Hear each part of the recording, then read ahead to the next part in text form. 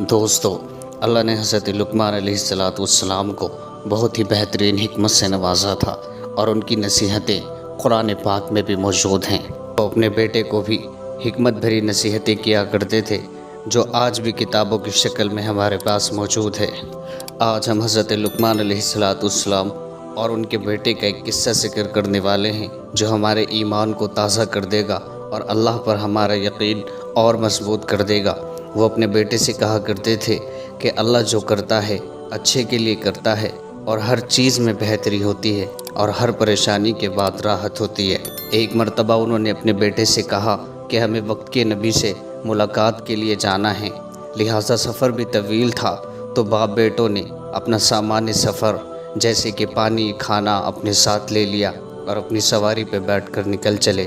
تو باپ بیٹے اپنی سواریوں پر یعنی اپنے گھوڑے پر بیٹھے جا رہے تھے کہ اچانک گرمی بہت ہی زیادہ بڑھ گئی اور اس گرمی بڑھنے کی وجہ سے آپ کے جو گھوڑے تھے وہ بے ہوش ہو گئے۔ تو آپ نے کہا کہ چلو ہم اپنے سفر کو ایسے ہی جاری کرتے ہیں۔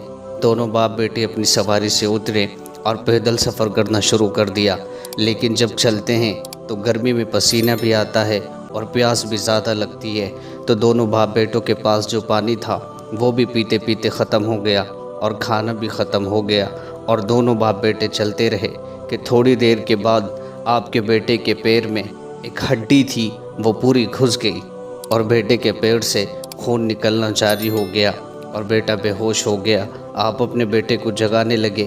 جب بیٹے کو ہوش آیا تو بیٹا جب آنکھیں کھولتا ہے تو دیکھتا ہے کہ ابا کی آنکھوں میں آنسو ہیں۔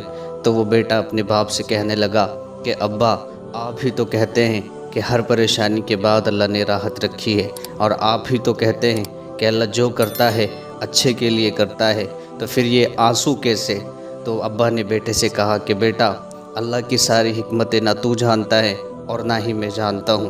اور یہ باپ بیٹے بات ہی کر رہے تھے۔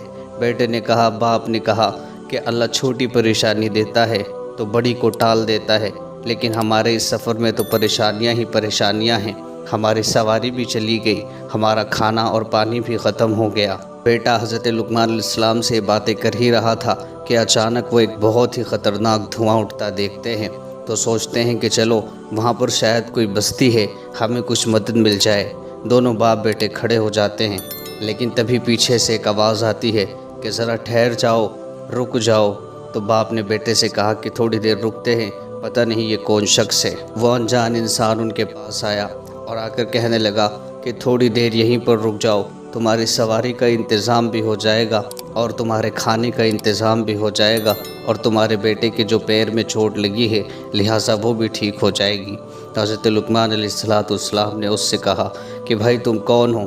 اس نے کہا کہ میں فرشتہ ہوں، مجھے اللہ پاک نے یہ حکم دیا تھا کہ اس پاس میں ایک بستی ہے کہ میں اس کو عذاب دوں، اسے تباہ کر دوں، اور یہ دھواں وہیں سے آ رہا ہے، لیکن میں نے دیکھا کہ تم دونوں باپ بیٹے سواری سے باتیں کرتے ہوئے بہت ہی تیزی کے ساتھ اس بستی کی طرف جا رہے تھے، تو میں نے اللہ سے دعا کی کہ اللہ ان کو اس عذاب میں ملوث نہ کرنا، ان کا تو قصور ہی کوئی نہیں ہے۔ لہٰذا میری اس دعا کی برکت سے آپ کے گھوڑے گرمی کی وجہ سے بے ہوش ہو گئے، آپ کا کھانا اور پانی ختم ہو گیا، اور آپ کے بیٹے کے پیر میں ہڈی چبھ گئی، جس سے آپ کا سفر بہت ہی دھیما ہو گیا اور میں نے اس بستی کو تباہ کر دیا۔